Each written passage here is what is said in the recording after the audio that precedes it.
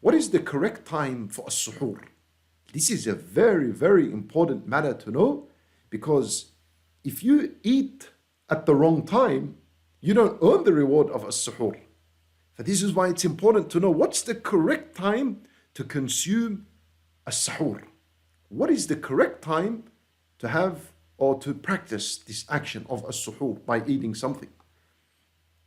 As-suhoor, my brothers and sisters in Islam, it should be right towards the very end of the night, just before Adhan al-Fajr. So the more you delay your suhoor until close to Adhan al-Fajr, that is the sunnah, and that is when you earn the reward and the blessing of as-suhoor. Anas ibn Malik radiallahu anhu, he narrated and he said that the Prophet sallallahu alayhi wasallam and Zayd ibn Thabit radiallahu anhu تسحرا, they had suhoor. فلما فرغا, when they finished from their suhoor, قام النبي صلى الله عليه وسلم إلى الصلاة. He got up from his house and he went to the masjid in order to pray Salat al-Fajr. قلنا لأنس, then يعني Anas رضي الله عنه, the one who narrated this hadith, was asked by the companions, كم كان بين فراغهما من سحورهما ودخولهما في الصلاة? What is the time between the Nabi sallallahu alayhi wasallam having ended his suhoor meal? What's the time between when he finished a suhoor meal until he prayed the sunnah of al-Fajr? What's the time? فأنس رضي الله عنه, he said, قدر ما يقرأ الرجل 50 آية. He said the time was the time it takes for a person to read 50 ayat. والعلماء رحمهم الله, they said that's about 11-12 minutes to read 50 ayat. So we can learn from this narration that the Nabi sallallahu alayhi wasallam would delay his suhoor, extreme delay, all the way to until just before Adhan al-Fajr. That's the sunnah. With sunnah as well, and what is good to be practiced, is to have suhoor in a gathering. Don't eat alone. With your family, with someone. You will find in these ahadith that I share with you, it's always someone having suhoor with someone else. Subhanallah.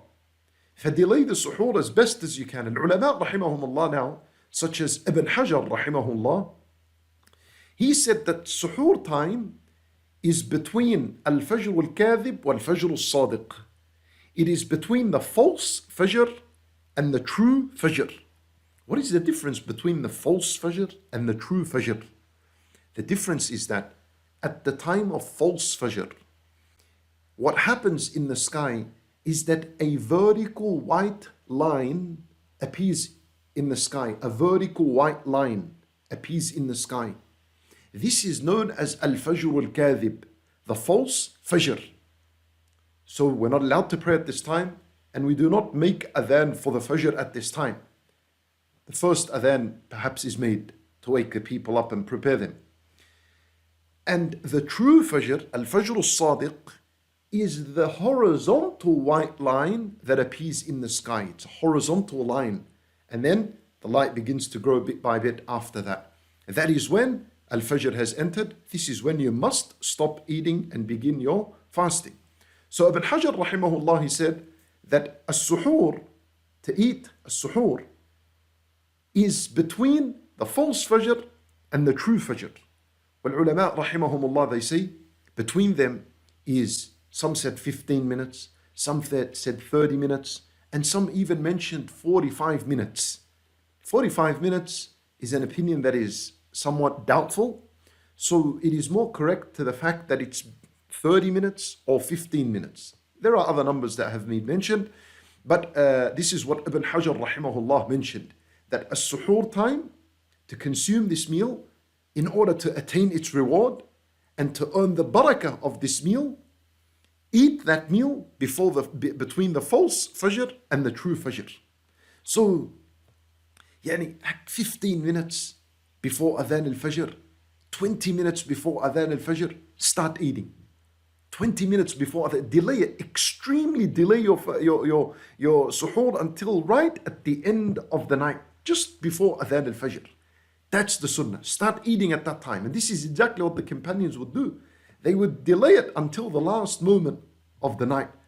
يعني زر ibn حبيش رضي الله عنه, he narrates and he says تسحرت مع حذيفة ثم خرجنا إلى الصلاة فلما أتينا المسجد صلينا ركعتين وأقيمت الصلاة ليس بينهما إلا هنية.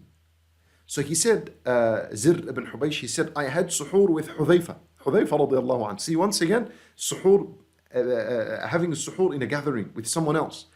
They had suhoor, then they left their house to go to pray Salat al-Fajr at the Masjid al-Nabawi.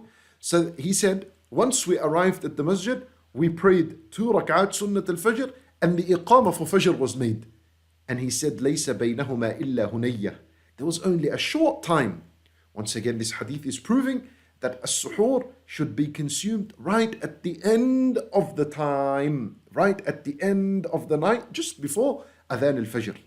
And in another hadith, this is the hadith of Sahal ibn Sa'd al-Sa'idi, radiyallahu anhu, he said, كنت أتسحر في أهلي ثم يكون سرعة بي أن أدرك صلاة الفجر مع رسول الله صلى الله عليه وسلم. Sahal radiallahu anhu, he said that I used to have suhoor with my family. See, once again, he's having it with someone else, with my family. ثم يكون سرعة بي. Then I would experience a rush within me to join Salat al-Fajr with Rasulullah sallallahu alayhi wasallam. And he finishes his suhoor and he rushes to the masjid in order to join the Nabi sallallahu alayhi wasallam and make it for Salat al-Fajr. Once again, this third narration is emphasizing how delayed you're supposed to put this meal of a suhoor, how much you're supposed to delay it and have it just before Adhan al-Fajr in order to attain the reward and to attain the blessing of a suhoor. Anything before this is not considered suhoor. If a person in the middle of the night was to say, I'm going to have suhoor now and then sleep, you don't earn the reward of a suhoor because that is not suhoor, that is dinner. Or anyone who says, I'll have something after Taraweeh prayer, I'll eat something and this is my suhoor. That is not suhoor. You do not earn the reward for suhoor because this is called dinner. This is not called suhoor time. So be very, careful and pay attention to the time you consume this meal in order to earn the prayers of Allah and all the angels. And to earn the blessing of a suhoor, have it just before Adhan al-Fajr.